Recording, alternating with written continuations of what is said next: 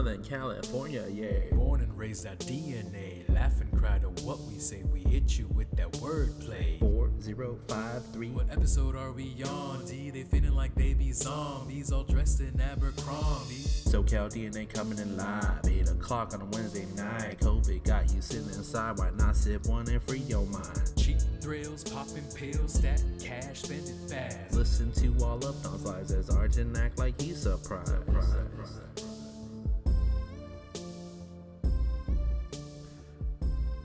Coming in live on a Wednesday night.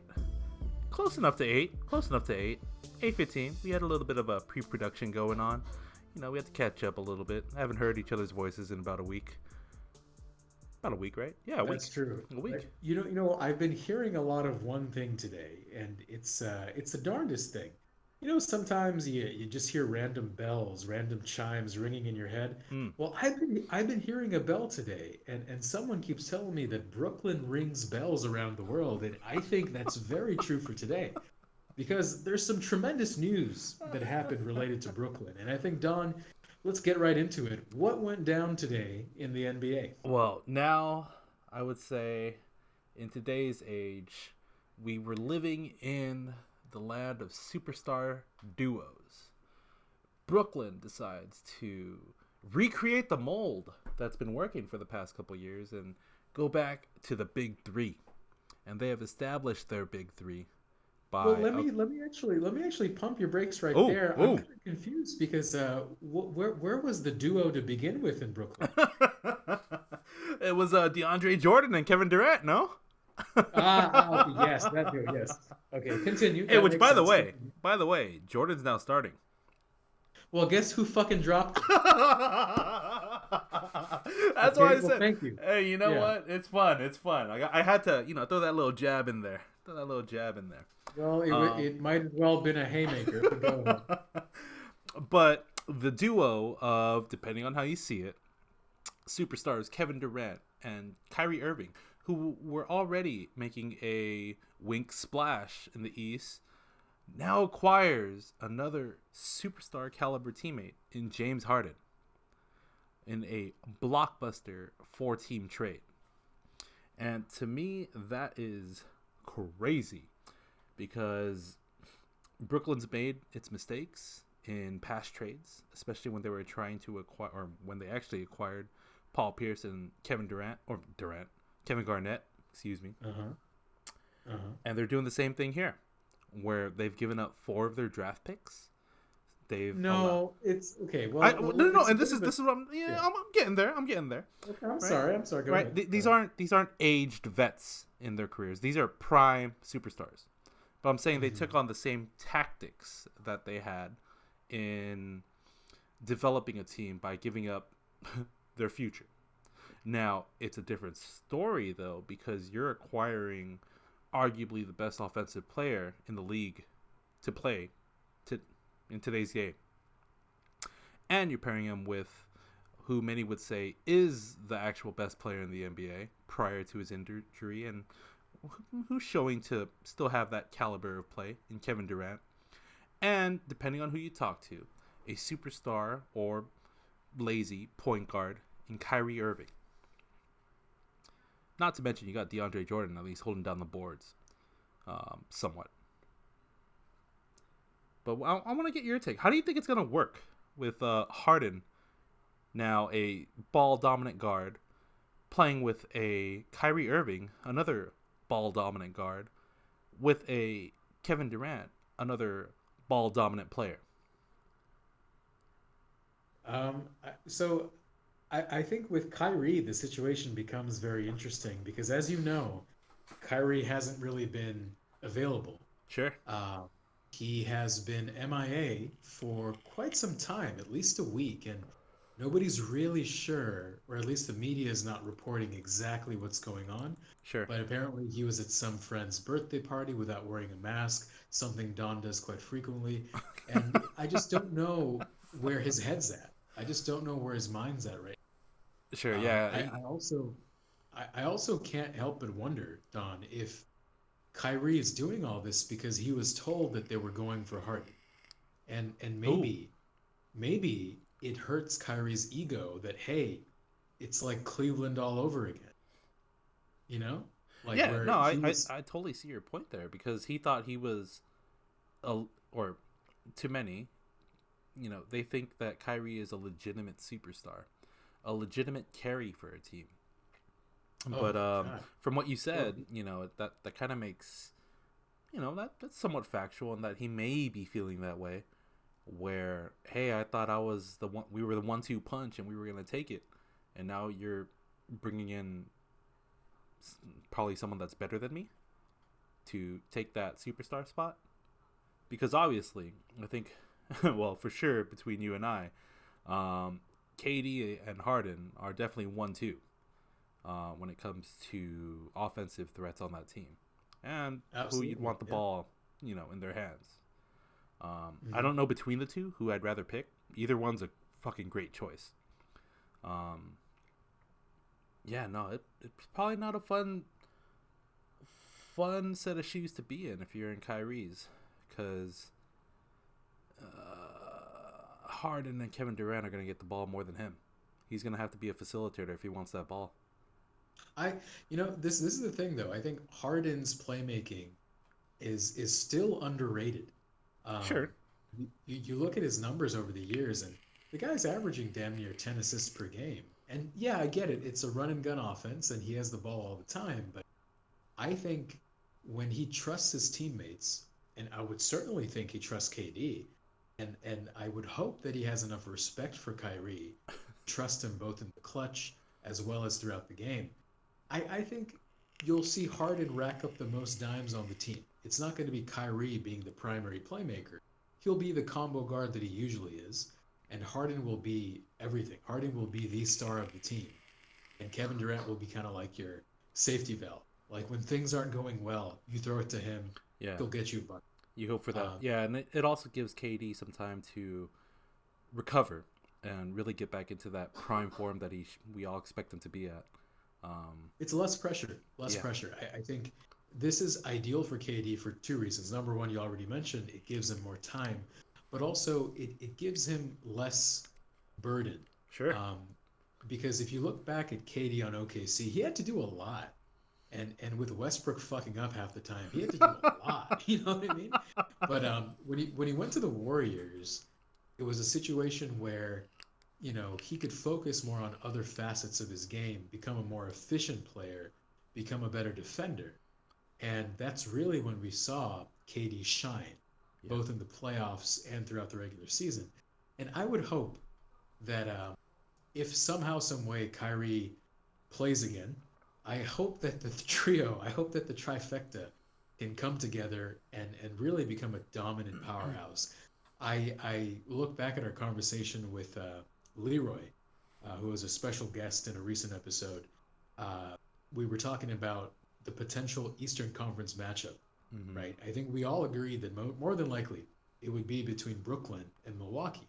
Mm-hmm. And at the time, it seemed like with Drew Holiday, you had a bit of a trio as well over there. But when you compare the likes of Drew Holiday and Chris Middleton to, I guess, Harden and Kyrie Irving, there is no, you know, competition there. I think clearly Brooklyn is by far the better team, at least on paper, in Yep. the Eastern Conference.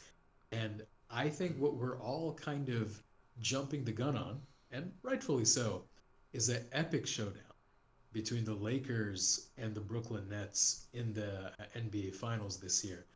And I don't know what happens there. I frankly don't know what happens there Well, it's because it, it's yeah. who's gonna step up and be that third for the Lakers. It's tough to say. Well, it'll be a combination of Schroeder and Harrell. I think they really have to become that 1-2 punch, either off the bench or starting, whatever it may be. Sure. But I think we all agreed when the Lakers roster was finalized for this season, it looked better on paper than it did last year. Sure. They seem to have better bench, more capable bench players like Montrez Harrell, Shooter, of course. They signed KCP again, so they kept that, kind of 3 and D player.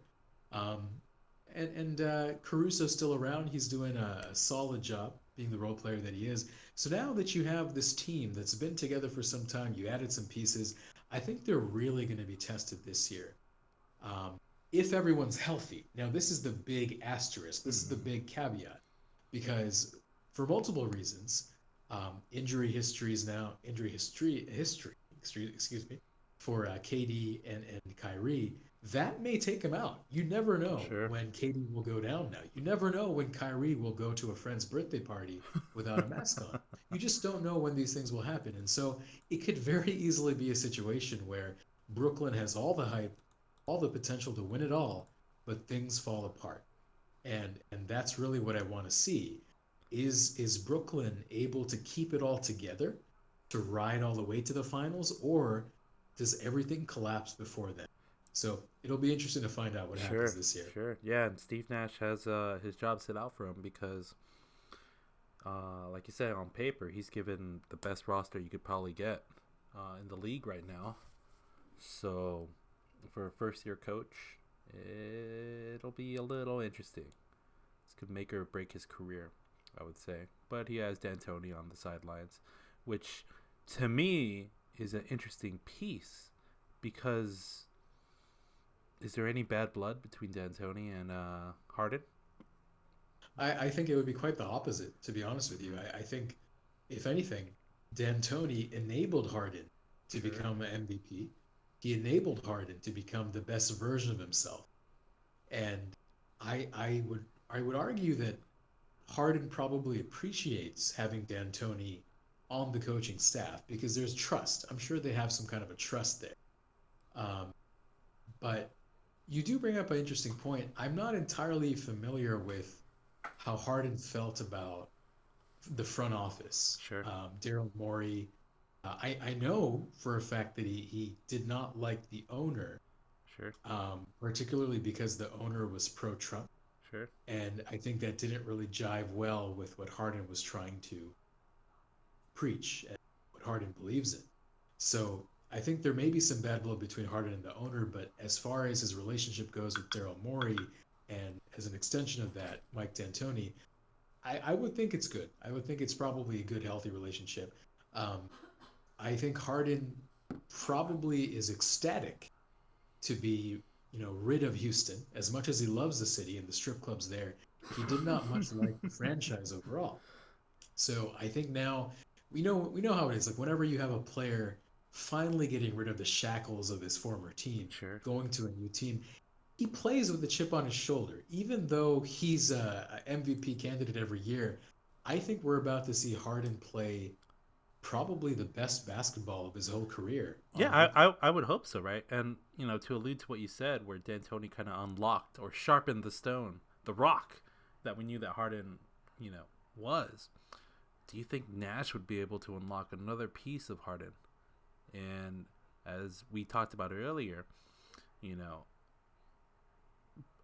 give Harden that edge where he's able to dime it out um, as he pleases, because that's probably the best skill that Steve Nash had when he was an NBA player.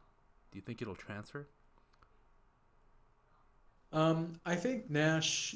Uh, it's so early in Nash's head coaching career. It's hard to say what exactly his impact will be. But if you look at it purely from the perspective of a former two-time MVP, who is arguably one of Unanimous? the, No, no, he wasn't unanimous. I think he was like a couple votes off from being unanimous. But yeah, I think so. But it's one of those situations where, whenever you have a great player like that, of course, there's certain skills, certain ways to read the floor, certain high basketball IQ techniques and reads in general that he can parlay onto Harden. But I also believe Harden's getting up there in age in terms of his prime, right? Like I think this is probably the tail end of his prime. Not saying that he's going to be crap on, but I think you kind of pick up everything you're going to use in your prime by this point. And I doubt that there's going to be much of an impact from Steve Nash onto Harden. But as I said, the nuances, right? Little things here and there that could help fine tune, tweak, and adjust slightly, ever so slightly, Harden's game to maybe get more assists. I could see Sure. that happening. Um, Primarily, though, I think this is um, a player-driven situation uh, where the team will go as far as Kyrie, Harden, and KD together make it go. The ball is in their court, literally and figuratively, and they just have to kind of put it all together. Like I said, it looks brilliant on paper. Credit goes to Sean Marks for sure for pulling that off, but I have my doubts. I have my reservations. I think health is a huge factor here, both from Kyrie and Katie's perspective, and also COVID in general. Sure. You never know who's going to be, sidelined for like 7 days to 10 days just because of a COVID protocol situation. Sure. So Sure. we Uh, shall see. We yeah, shall see. and not to take away from the rest of the trade, but there's some other notables that must be mentioned. So Karis Levert Hmm. was initially traded to Houston for as part of the deal, and then Houston goes on to immediately package him to include another team, and that other team was the Pacers. So Levert Oh my goes God. to the Pacers, and Wait, who do they get? Houston gets Victor Oladipo. no way. Really? That is a true statement read from ESPN as of today. Okay, this is great. The audience gets to hear my immediate reaction to Yeah, that. yeah, Um, I will say I've always respected Oladipo's game, and I felt awful for him when he suffered those injuries. sure, Now that he's kind of returning to form, I think the pairing of Oladipo and Wall in Houston's backcourt can be lethal. sure. Not purely from an offensive standpoint, I think more so from a defensive standpoint, Yeah, two-way players. because both two-way players and damn good defensive players, like when Hmm. they really try, damn good defensive players. So I like that for Houston, and I think that's a very solid core. And I imagine they still have Christian Wood in Houston, Yep. and you're a big fan of Wood. I think you I praise love Wood all Wood. the time. I love Wood. Love Wood. And I think together you suddenly have Houston not necessarily rebuilding, but they're kind of you know in the borderline between being a playoff team and being a rebuilding team with Sure. all those picks. Well, they That's kind of are on paper now rebuilding because they have so many picks. They haven't what's the right word that I'm looking for? Thrown in the towel, right? They're still going to compete at a high level so long as these two players that you mentioned. I would argue three players if you include DeMarcus Cousins. Um, can go back to their true forms prior to their injuries. They got something special a brewing, so long as they can stay healthy and drink from the witch's cauldron to stay healthy. Um, and with these picks to, possibly use in future years as trade options, if Wall and Oladipo reach their pinnacle form again, that's a win for Houston. They made a bad situation, good on their end, I think. Yeah, and I'm always an optimist when it comes to players returning from injury. So both for Wall and for Oladipo, I wish them the best, like genuinely. Mm-hmm. I hope to see them become all stars again. I don't know if that's possible in the West, especially, but I Mm-hmm. hope to see them become all stars again. Now, let's talk about the flip side of this. Karis LeVert is somebody who I've been following a bit over the last couple of years, and Sure. he has tremendous upside. He has tremendous overall game. He can take over a game as well. But sending him to the Pacers, I think, kills his value. Um, the Pacers have, of course, a bevy of ball handlers, of wings, of dominant players, not only from their wings and guard positions, but also a guy like Sabonis, who can easily get a triple double. Um, and so I worry that Karis LeVert now. I don't know how Indiana views him. Mm-hmm. Obviously, they view him rather highly to give up Oladipo, but Sure. I just don't know what this means for his future. It almost seems like his growth will be stunted now, and Yeah. he will simply become another wing in Indiana. Yeah. And it could go either way. because you're pairing him up with Sabonis and Brogdon, for whatever that's worth. So they may have something, they may not be playing the short-term game or the long-term game. They may be playing that, all right, we're going to wait for this current gen of superstars to You know what they're expire. doing? You know what they're doing, Don? They're pacing themselves. Oh, wise. Is Bird still running the show over there? I think so. I don't know. I don't I'm just follow him saying. there. Well, I'm just saying, the polls have aligned for them if Bird's still running the show. Or he's waiting for the polls to align for all this to make sense, because I don't think it's a good. Well, I don't know. I mean, I don't know what it's to make of this. yeah, no, I feel you. I think we probably have to look into the numbers a little bit. I Yeah. wonder if it's a situation where Oladipo was either making too much already or he was due for an extension, Sure. and maybe Karis LeVert being I think LeVert's younger.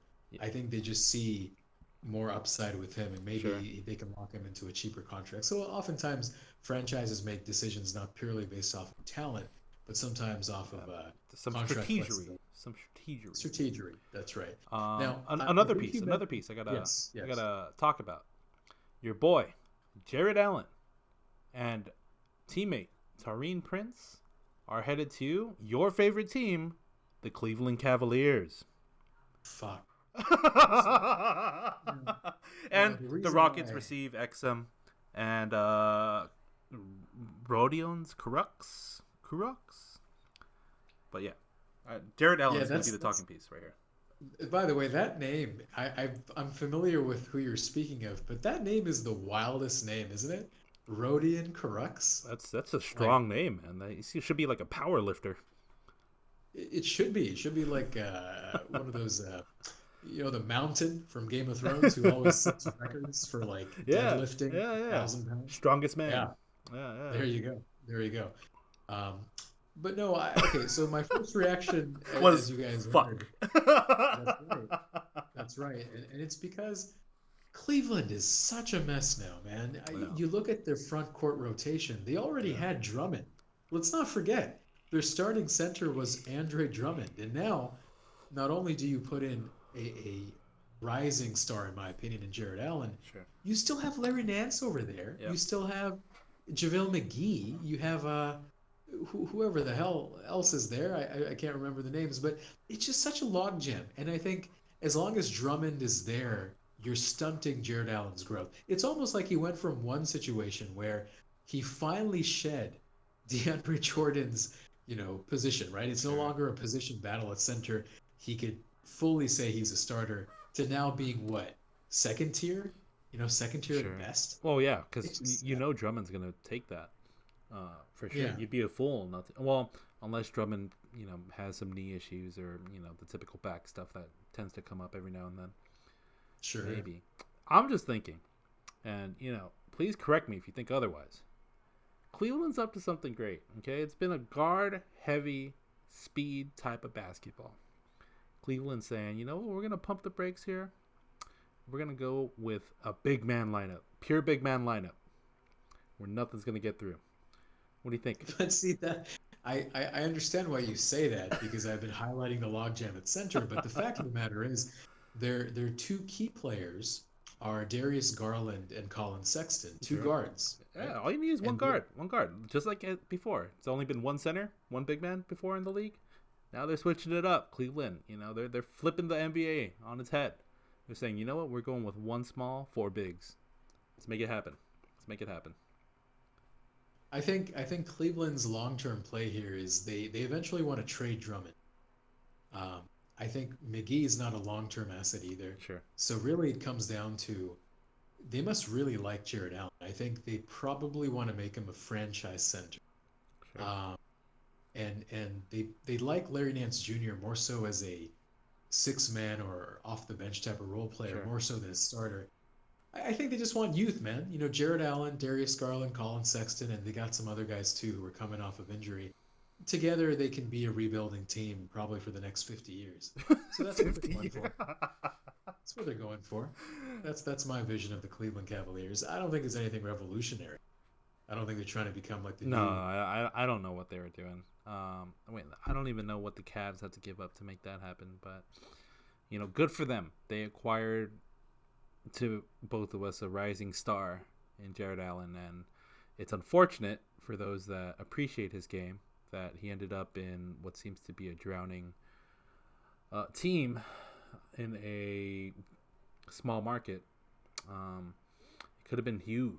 Could have been huge if he, was playing starting center for that team up in Brooklyn right now. That would have been amazing for his growth.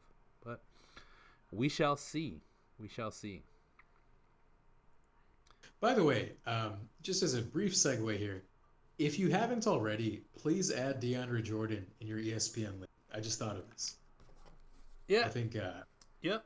No, I could go ahead and do that. And while you're doing that, let's get away from basketball. I think time will tell. What happens, and these are all just projections based off of our semi-professional, semi-pro. Shout out Will Ferrell. Take on basketball. Something big happened last week. Something bigger, in my opinion, than this blockbuster deal in the NBA that we're still feeling the repercussions of today. And that has to deal with none other than Trump's boy. I was going to say Arjun's boy, Trump. Oh, why don't you go ahead and talk about it a little bit? And I shouldn't be too excited about it. This is a kind of a somber thing, I would assume. Yeah, I mean, terrible introduction to this insurrection. Oh yeah, we can cut it out later. Oh, we won't. We keep everything.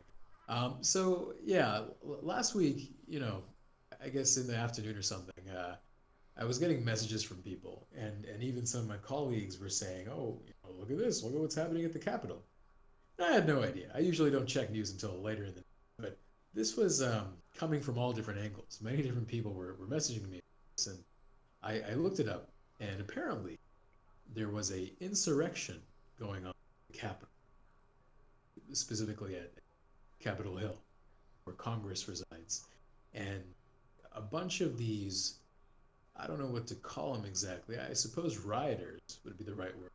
A bunch of these rioters who were Trump fans, they found a way to break into the building, and not just break in. They were smashing windows. They were getting into Nancy Pelosi's private office, and they were taking mail. They were vandalizing. Apparently, people were hurt. People were getting trampled over. Someone got shot. Someone died, and it was a completely absurd situation. Just days away from the inauguration, because as everyone knows, inauguration is on January 20th, and the world knows Biden will be the president, Kamala Harris will be the vice president, but somehow, some way, these misled, misguided Trump supporters thought that it would be a fantastic idea to protest, and not just peacefully protest, but get a little aggressive too. And break into property, do things that they really shouldn't be doing. And not only that, prior to this whole insurrection, Trump was doing a rally not too far away. And the perception of that rally is Trump incited this insurrection. Trump was the one that, for lack of a better expression, rallied the troops and caused them to, get really riled up, motivated, and aggressive in their approach to the Capitol. And even while this was happening, I believe Trump maybe tried to kind of, calm down the situation, but not really. He said something to the effect of, "I love you guys," at the end of his little speech. Motivating for sure. To motivate his people, And I think ever since that day, we've been dealing with the fallout. We've been dealing with the reaction both stateside, across the pond, of course, and everywhere else. And I think the general idea is that Trump has incited an insurrection, sure, which is grounds for activating the 25th Amendment, sure, which I believe comes into play whenever the president is deemed incapable of discharging his duties. And in this case, I think it is in the Constitution that no sitting president can support an insurrection. No sitting official, for that matter, support an insurrection. So I think the Democrats, of course, they've been trying to uh, force uh, the 25th Amendment to be carried out, but the VP in this case, Mike Pence, he's the gating item, right? He's not going to let that. He doesn't necessarily agree And he with hasn't, this decision. or as of today or yesterday, actually, he chose not to invoke it. That's right. And so that moves the Democrats on to the next plan of action, Plan B, if you, I love which Plan is B. to, I'm sure you do. And the Plan B in this case Mm-hmm. is to impeach Trump for a second time, Sure. which is, I believe, it's unprecedented. Yep. I don't believe it has happened And before. that is history. That is history in the making. And it has been a historical presidency, to say the least, for multiple reasons. But this is kind of interesting to me, and this is something we can kind of get into here. Um, I find it rather curious of this decision to impeach a sitting president about 2 weeks away, less than 2 weeks away, Sure. now literally a week away from the inauguration of the next president, vis-a-vis the end of his term, end of Trump's term. Now, people may be wondering, well, what is the point? What are you trying to do with this impeachment? I think it comes down to setting a precedent Yep. for the president. You want to make sure that Trump, by being impeached a second time, can no longer run for office again in 2020. Sure. And you essentially want to send a strong message that this type of the Behavior. perceived behavior Mm-hmm. of Trump will not be tolerated. The perception that he's, you know, inciting a riot, that he's doing things against democracy, that kind of rhetoric that he spews, people are just kind of mad, angry, Mm-hmm. rightfully so. And they just want to make sure that this mess, this, you know, laughable, absurd proposition of American democracy does not happen again. Sure. I want to get your take though. Do you think what Trump did is a impeachable offense?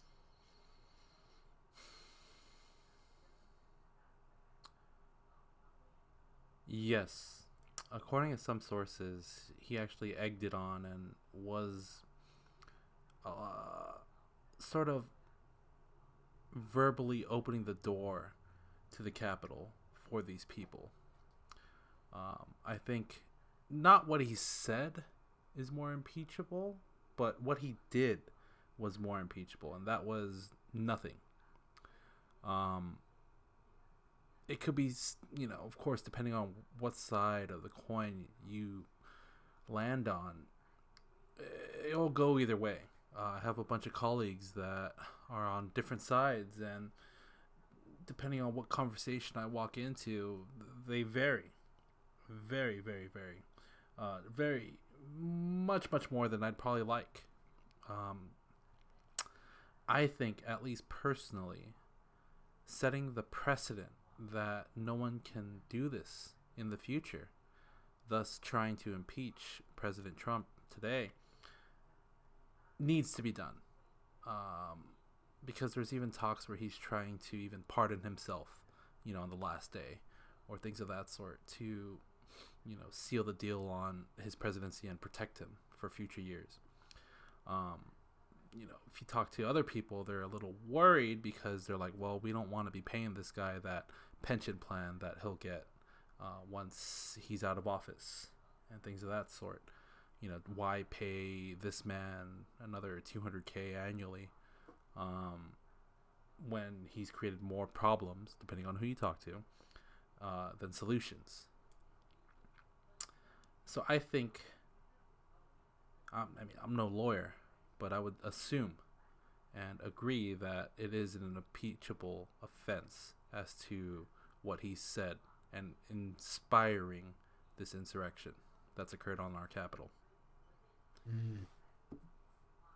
Yeah, I kind of agree with the sentiment that yes, this particular incident, his actions, is kind of the straw that broke the camel's back, I would say, because it's not just this as an isolated incident that showcases Trump's loathing of American democracy.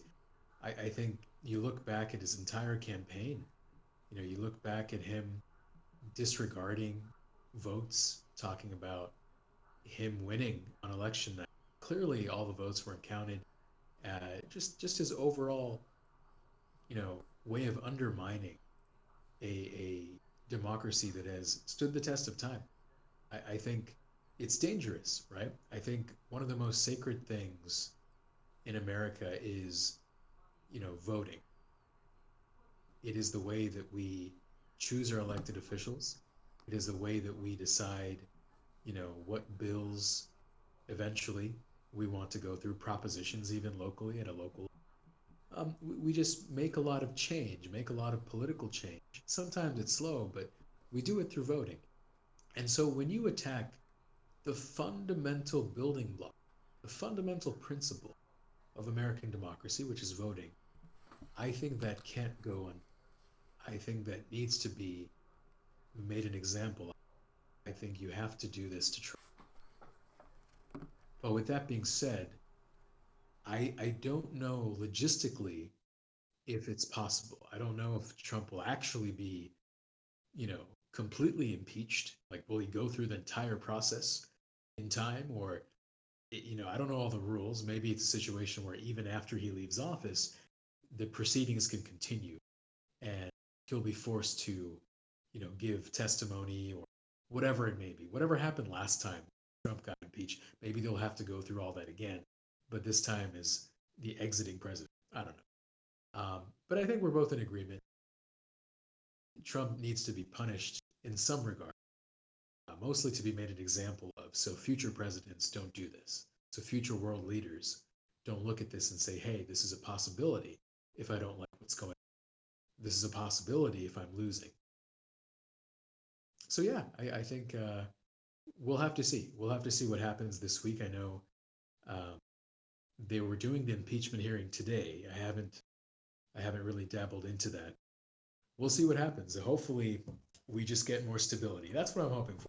I'm hoping come January 20th and beyond, America can start healing these divisions and come together and focus on what really matters in the near term, which is rolling out the vaccine for COVID-19 and making sure that everybody gets better, Oh, everybody and gets healthy. on that note, dude, a couple of my buddies have gotten the vaccine. One in particular strikes me. He got the Pfizer vaccine, and I don't know if you talked to some of your colleagues in the medical field, but the first dose, typical flu shot, right? A little bit of soreness every now and then, especially at the site of injection. Sometimes you get a headache, maybe a mild fever, but it usually goes away, right? Or at least dissipates over time, uh, Mm. relatively rapidly. He got the second dose on Monday. Kid you not, he was in bed all day long, Tuesday and today. It's frightening because he's a strong dude. Like, he's one of those like Cornhusker types where you're like, fuck, that dude's built like a damn box car, and he's fit, and he suffered a little bit of these ailments. It's a little frightening to see, that how expedited the testing process was. But in a case like this, I guess we all got to take the vaccine. I know I will when it comes. Um, you think Biden will be able to expedite the what's the right word? Not spread, but the distribution of the vaccine across our population here? Um, I think that's certainly his goal. He wants to increase I guess it would be the administering of the vaccine, distribution, whatever it is, in Yeah, the yeah, first 100 days. First yeah. 100 days of his presidency. I think it's an ambitious goal. Um, it's easier when you know that you don't just have Pfizer, you have Moderna, Sure. and Moderna can be given at room temperature, I believe, or can be stored rather at room. So when you consider that certain vaccines are easier to manage, easier to distribute, I think it's doable. I think what you'll see over time is Pfizer may not be the primary vaccine people get. I think Sure. more and more people will get Moderna. Yeah, And yeah, yeah. Some of my buddies have gotten the Moderna one, so it's interesting. It's like your Team Moderna or Team Pfizer right now, and I feel like depending on how you see the vaccine, it's gonna be a nice little zombie war we're gonna have between Team Pfizer and Team Moderna over time. Should be fun, and then we're gonna have if others come you around. if you had a choice between the two teams, who would you choose? Pfizer. Why is Pfizer that? seems to be a powerhouse, so I think they um, have more to lose if their vaccine doesn't work. So they put everything they could into putting out a product as best as scientifically possible given the amount of time. And Moderna is a relatively smaller company. So strictly based off of that fact, I'd pick Pfizer. But I do believe both of them are going to be efficacious in both their modalities. So if given the option, Pfizer. If given the option to at least just get a vaccine, I could care less which one. Give me both. You know. Hey, I do have a question about your buddy that the farm boy that was Yeah. feeling the symptoms and Sure. everything. Uh, how long did he have to wait in between vaccinations, between the first and the second dose? 28. 28 days. About 4 Oh, weeks. 20 days. Okay, Yeah, okay, yeah. got you. Yeah, yeah. Um, And he's a yeah, doctor and it's all that. So, I hear you. I think it's good though that in general, uh, people are being told to wait a little bit because I think uh, one colleague of mine knows somebody, I think his cousin or something, that got one of the vaccines, and within 10 days of the first dose, the cousin got COVID-19, which is really, really tragic. It's sure. really sad. Yeah. But That's unlucky. it's very unlucky. Yeah, I mean, come on, like you're at the border. Like pretty much, you get the vaccine. That's great in and of itself. But then you have to wait for the immunity to really kick in. Yep. Right when you're there, like you're about 50-50. 10 days in, you get it. Yeah, You the get real COVID. thing comes. It's awesome. It's awful. But that's the thing. I think there are cases out there where the vaccine doesn't get enough time to work in the first dose. And you really need to be careful. I think that's a key message. And we can probably give this out as a PSA. Even if you get the vaccine, don't think you're home free. Don't think you're just ready to go willy-nilly and be a slippery D again. I think you have to be it's very, a very wary. it's a Yeah, lifestyle. yeah. It's a lifestyle. It's a Dionysus, Dion the nicest type of lifestyle for sure. But no, I think the key is to be diligent in all the different safety protocols, even when you get vaccinated, because you never know how long it'll take you for your body to get that immunity. For some people, it could be days. For some people, it could be weeks. For some people, they may need the second dose to really get that full immunity. Yep. So I guess the moral of the story is yes, the vaccine is the light at the end of the tunnel, but we got to keep going. We got to keep walking a few miles. Yeah. So Yeah. It's not the hopefully, end all solution. Um, that's right. but That's right. it's a big step in the right direction. And Absolutely. it's a good thing to think about making little baby steps in the right direction. I'm not so sure about this next topic that we're going to be touching if it's the right step in the right direction. So as you saw, and I don't know if you mentioned this earlier, but I'll introduce it sort of as a new topic here. Trump has been banned from pretty much all popular relevant social media platforms. Those key ones being Twitter and Instagram and Facebook. I don't even know if he's on Facebook or Instagram. Be wise to check the history of that, huh? Imagine what he posts, like him and his little whiteys golfing. It'd be amazing. What do you think these big social media powerhouses have in regards to their responsibility, or you know they you take the side where they shouldn't have any responsibility in censoring people's opinions to the masses? So I'm going to be extremely ignorant here because I don't know all the rules, right? I don't know Sure. all the legal rules about them. I'm sure there's stuff about Section 230 or whatever that. Whoa, you know more than me then. So that's the extent of my knowledge about Section 230. Just the fact that it's called Section 230 and it's somewhat relevant to this. But I'll just kind of think out loud here.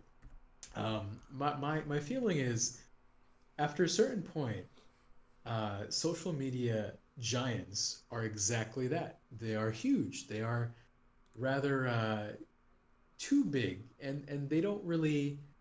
I don't think they can police themselves anymore because when it's a platform that's used by government entities, it's used by civilians, celebrities, regular people, everybody alike.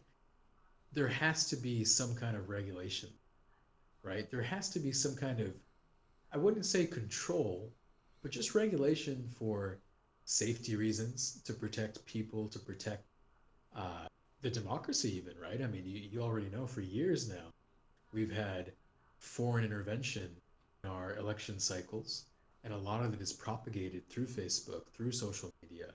And that's got to stop, right? Because we have to protect our, institutions. I think people come and go, but the institutions are really what make America last. So that's one thing. I think there has to be a way to control that. And I'm sure all these media giants, social media giants, are doing things in their own right. They probably have employed many people, hundreds of people, to be in charge of this, uh, filtering content, banning hate speech, banning anything that's politically incorrect. Twitter has been flagging Trump's tweets for quite some time now. Yeah. I get the feeling that the timing is not just coincidental. I think, Trump was banned pretty much on the same day that Biden was certified, right? Like Hmm. by the Senate or whatever the process is. And I think that was a calculated move, even though I understand it was kind of in response to the insurrection and Trump's tweets about it. I think the timing was uncanny. I think it was very interesting. Um, it does open up the question that, what should be tech giants' role moving forward? Should they be operating with some kind of regulatory body that's watching them, that's kind of filtering and monitoring the content? Or, as you mentioned, should they be not liable at all for what people post? And I think that has to do with the Section 230. Again, I'm being ignorant here. Um, I think I don't know the answer to this one. I think there's strong argument on both sides, to be Sure. perfectly honest. Yeah.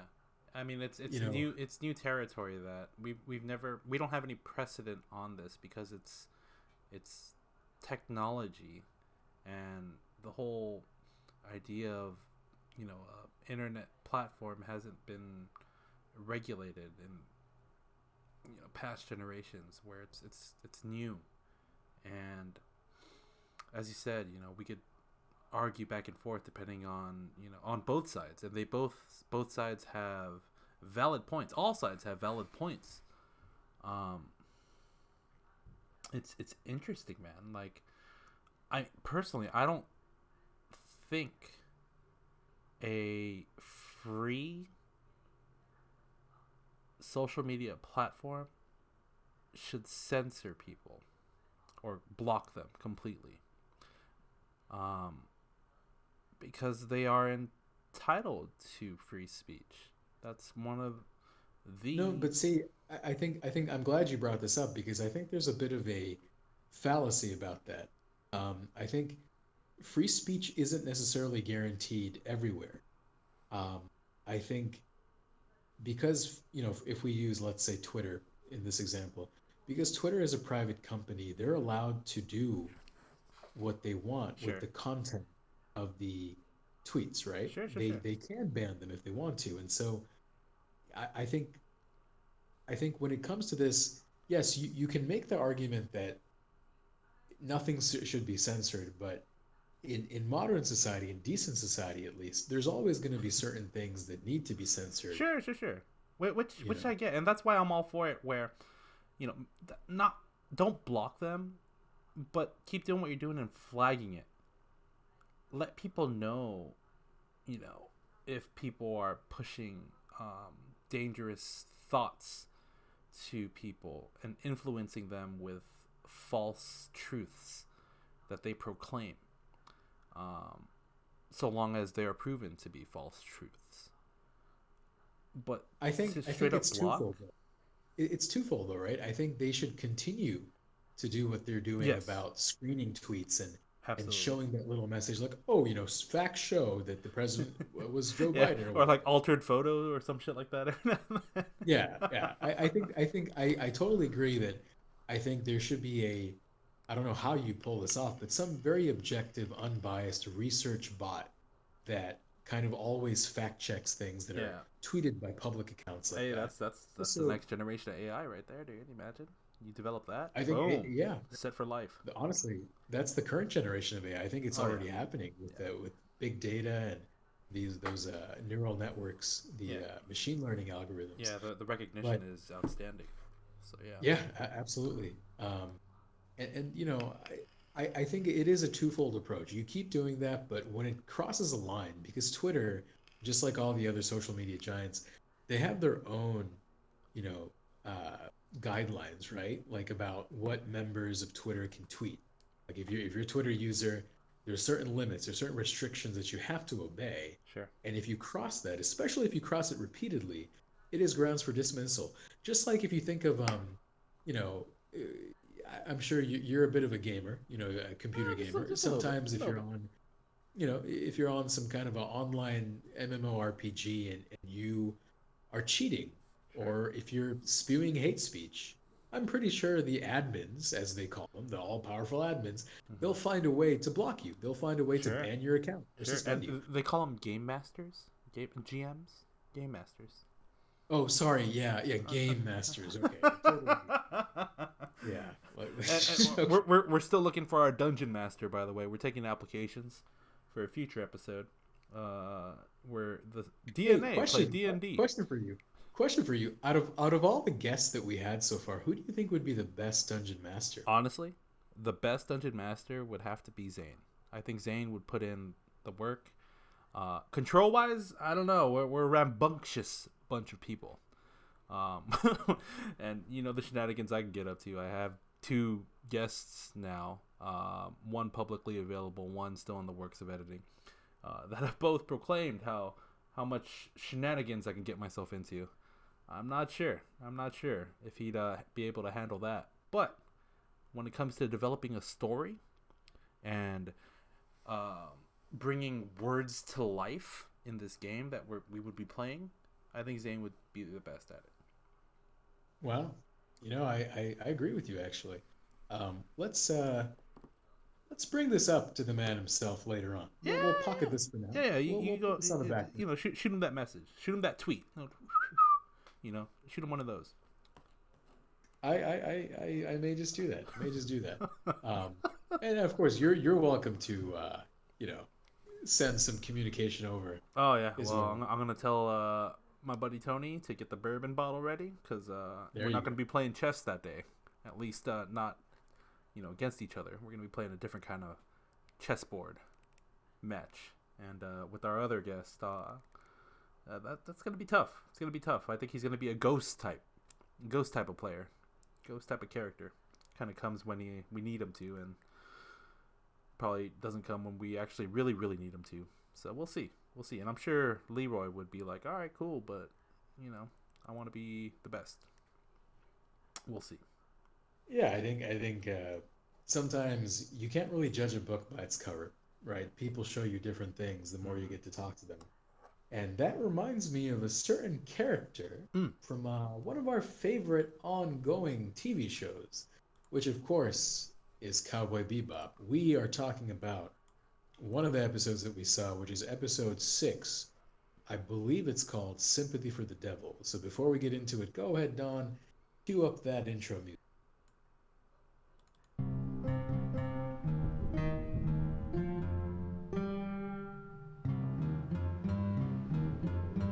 are we doomed to a cold and heartless future in which computer says yes or computer says no, with the grim finality of an emperor in the arena? Emperor in the arena, man. Dude, it's so epic what you did. It gets me fucking every time. It's wonderful. It's funny whenever I make I mean it's rare these days, but whenever I get a chance to get to the studio to make a beat, I always have, for whatever reason, Boris Johnson's audio just ready. Just it's like I have like two of his speeches that are kind of like cut up into very, very interesting parts. Sure. Like you remember the other one with like green tech, biotech, that one? Remember for the So I always like try to throw on Boris just to kind of see how it sounds. And then I add real rap. Then I add like real things to it. But in any case, so Don, I think you have seen this episode a little bit more recently than I, so perhaps you can kind of go through the flow of this one. You know what? Let's go ahead and look at a little bit of a synopsis here. I don't remember all of it, so this might not be the best thing for me to be doing right now. Okay, that's fine. That's fine. You know what? I'll take the wheel on this one, my friend, even though it's been probably double the amount of time for me that I've last seen it. Hey, so bourbon can make things very hazy. Oh, I'm sure. By the way, did you take part in the lottery to get the rare Pappy Van Winkle? No, I did not. I did not. Oh, man. I mean, I would have, but I think Pappy would be one of those things I'd truly enjoy when I don't have to win the lottery for it. I'll become rich enough to actually just purchase it. Got you. One day you will. One day. We will all drink it together. There you go. Our millionth follower, if that ever happens. When that happens. I like the attitude. I like the confidence. So, Sympathy for the Devil. Initially, I was hoping that this would kind of be an epic part 2 of the brilliant episode 5 that we saw, where the character Vicious was introduced. And we really got to get a good glimpse of Spike's past. And we got to learn about him. We got to learn about who this guy is. But, episode 6 opens up a little bit that way. And we do see Spike kind of thinking back on a memory. But he is in a different location. He is now healed up, apparently. He's no longer bandaged up anymore. He's at some kind of a jazz club. And he's paying attention to the people in the jazz club, like who's there, who's around. Jet's there as well. And you see this kid, this very young-looking kid, probably 10, 8 years old even, playing a harmonica, and it sounds beautiful. He sounds like a really, really trained professional musician. And then when he's done with his set, he kind of goes with an old man in a wheelchair, and they kind of just roll off together. They eventually get into a car. But something's a bit off, The old man in the wheelchair, he doesn't speak. He doesn't do anything. He seems to be kind of just stoic, but I think everybody believes, Spike and Jet believes, that he is the mark. He is the person that they're looking for. The giraffe, I think it was called. That's the mark's name. But then suddenly something very strange happens. I think somebody else is also following them. It's not just Spike going after them. This other guy is going after those two people, the kid and the guy in the wheelchair. And there's a bit of a confrontation in a hotel room. And the guy who's been going after those two, he gets shot. He pretty much falls out this window of like a multiple story building. And Spike, of course, just like how Spike saved the dog, Spike saves this guy, kind of. And they land together. And, in his dying breath, this guy tells Spike, like, looks may be deceiving. Don't trust his face, or don't believe what you see. And at the time, I wasn't sure what he meant. I think I was very much hazy, like Don is today, sipping on bourbon. Delicious bourbon. The episode continues, and we basically learn that this kid is not exactly what he seemed. He is not a kid at all. It's a bit of almost like a Benjamin Button type thing, but not really, where some kind of like space asteroid radiation caused him to never age. And so he stays the same way he looked about 30 or 40 or even like 50 years ago. And it's like a curse that he has. Like he can't die. It's not only like he can't age, he can't even die. And Spike discovers this and he kind of goes on this, you know, this chase, going after him, trying to shoot him down, trying to, give him the antidote, so to speak. It's like a crystal that needs to be shoved in his head in order to turn him to a normal human being and then go back to his original age. And that was epic. Like I just recall, you know, it's such a random story, to be honest with you. Like I was expecting more Vicious, but this was welcome. I liked the direction they went. It was very different, and the final showdown, you know, with the blaze of fire, behind them, Spike having to shoot that antidote into the kid's head. Mm-hmm. I thought it was well done. It was a mastery of anime. I think you'd say the artistry was great. The Sure. music, of course, with the African style drums was fantastic. Always stellar. I liked the episode. It was awesome, man. What'd you think? No, it was a great episode, and to me, it begged the question, man. Like, of course, we could talk about the episode some more. I think it was a more straightforward episode for what the anime wanted to entail. But, dude, if you had to shoot a kid, could you do it?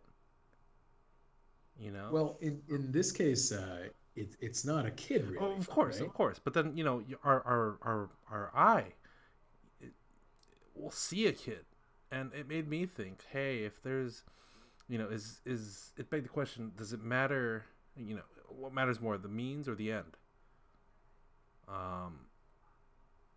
In this case, Well, I don't think that statement that it's saying applies at all in this case, but I know what you mean. I understand. yeah, the no, gist of- beyond the anime. Just saying, like, what Yeah. matters more, philosophically? Oh, okay.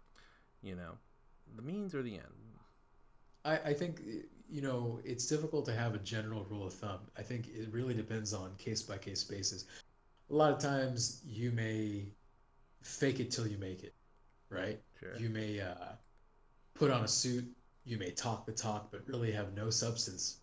Sure. And one day you may become exactly what you envisioned, and then you just figure it out from there. And nobody would know otherwise. Like nobody would know that you were bullshitting the whole time. So in those cases, that you see that all the time. That's how a lot of people get ahead. But then in other cases, there's a question of morality, and I think that's really what you're getting at here. Can you live with what you did? Can you live with your decisions, and can you wrestle with that? Can you put that aside at night and sleep? So going back to the original question about the kid, I think It's tough. I mean- It's tough. I told you, it's tough. I think here's the thing though. I think I would try to be extremely rational and logical in that time. And if I know that this kid is not just a kid, he just looks like one. He's really some 70-year-old man trapped in a kid's body. I wouldn't just look at this as me killing him. I would look at this as me putting him out of his misery. Because if you remember at the very end, he actually thanks Spike. Yeah. Because finally he's rid of this curse. It's both a gift and a curse, eternal life. Sure. And that's an interesting conversation, right? I think a lot of times you are amazed by the whole concept of eternal life. You think, wow, like, you could live forever. Like, how cool would that be? There's a lot of downside to that too that you don't immediately comprehend, right? Like you see everybody you love, everybody you're close to die. Like everybody you love will die before you. And that's something to think about. That could be tough. And not everyone's built for that. And Hashtag built different. Oh, sorry, what was that? No, I was just thinking to myself, hashtag built different. Or built different. Hey, I think you found the episode title, my friend. Built different. I like it. Means more than one thing, my friend. So shout out to LeBron as well. I think he's gonna be saying that if they win at the end. we built different, dog. We built different. Yeah. So for you though, I take it you would not be able to shoot the kid.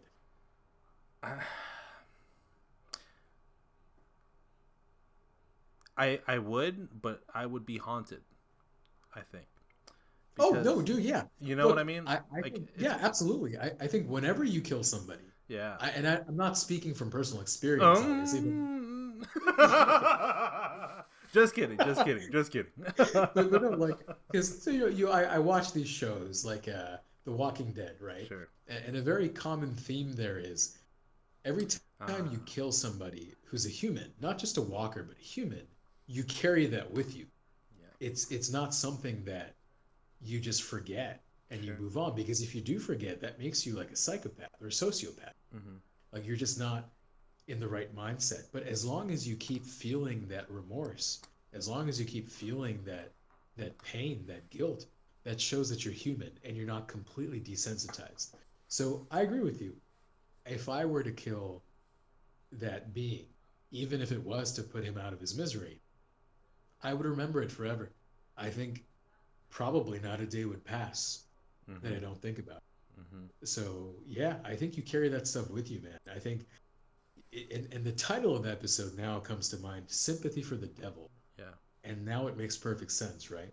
The devil is that kid, Mm-hmm. but you feel sorry for him because he didn't want this. It's not like he chose this path. This was a path that was handed to him by forces beyond his control, Mm-hmm. and he obviously led a life of. He obviously had to have some kind of like a decoy, right? Like an old man that would kind of always be with him Mm-hmm. to give him the illusion that he has a guide, or not a guide, or like a guy, a guardian, right? Some kind of Mm-hmm. person to protect him in some way. But it's a sad life. It's a very very sad life. I don't think eternal life, eternal youth, at least for him, at least as a 10-year-old, is ideal. Mm-hmm. Now, if you're, let's say, in your late teens, perhaps early 20s, and you're in your physical prime, that could be different. I think you could have a different take on it. But as an 8 or 10-year-old, in that body, I don't know. I don't know. No, I think just in It's general too, to expand on that notion. Not to get into any deeper specifics, but you'd get bored. Even in your prime, you would experience everything once, twice, 3 times, 4 times. How many times does it take till you get bored of it? You know, I don't know. well, see, here's my immediate concern though about this. My immediate concern is, how do I get away with it, Get right? away with what? Like, Eternal life? how, how do I get away with me being this age forever? Mm, Because as okay, say you start off as a regular person, like say, you're a citizen and you're well documented, you have everything. sure. How do you continue without giving it away? You pretty much have to go into exile from the country. You have to pretty much travel. Um, Constantly. yeah, like you have to become like a.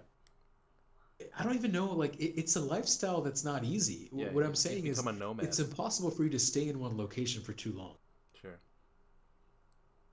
Yeah, you'd have to move You know? maybe, what, every 5, 10 years? At the very least? Yeah, yeah, probably. But it's also the thing where, like, unless you're very very good at covering your tracks, um, you're eventually going to get found out. Like unless you live in like you're a hermit, like living inside all the time, which may be okay if you have a PS5, like in Don's Hey, you know situation. what But I'm saying? Full-time streamer, dude. there you go, just 24/7 streaming. Like you can be the guy NBA that sets all the. 2K99 coming my way soon. So yeah, I think this is this lends itself to a larger conversation, which we probably don't have time for. Yeah, But we don't. I think Definitely. eternal life is something that, on its face, may seem very appealing, but there's just so many downsides to it, where it could be kind of boring, as Don said, because you've experienced everything time and time. And from my opinion, I think it's just very dangerous. I think eventually you'll get caught, and the government will do research on you. They'll probably Sure. want to, weaponize you in some way. Yeah. I You don't know. become the perfect spy. 'Cause you can't die. I think so.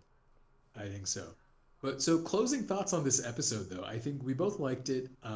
We look forward to what happens next. We hope that we haven't seen the last of Vicious. I hope he comes back. Um, I hope so. and who knows? I think we're about what would you say, about a sixth of the way, Yeah, or fifth yeah, of the way yeah. through? Give or You take, know, give or take. We're learning more about It's a- Spike, and I think Spike's becoming more and more human, to me at least. Um, we're seeing a lot of hard decisions being made by him. We're seeing the team characters and their characteristics coming out a little bit more. But I like Spike. I like Spike. I empathize with Spike, and I'd love to see more about him. See what happens. What is the end game for our guy Spike? We shall see. And speaking of the end game, we are reaching the end of our podcast, my friends, and it's so sad. It's always so sad when we have to do this outro, but there's more than one end game. Of course, the Avengers had one, and now we have Trump's end game. And with just days remaining, we will find out what happens, and maybe when we do our next episode, or maybe the one after that, we'll see. We'll talk about how it all ended. We'll talk about the inauguration and how smoothly and how peacefully it went. So until next time, have some sympathy for the devil. Take care.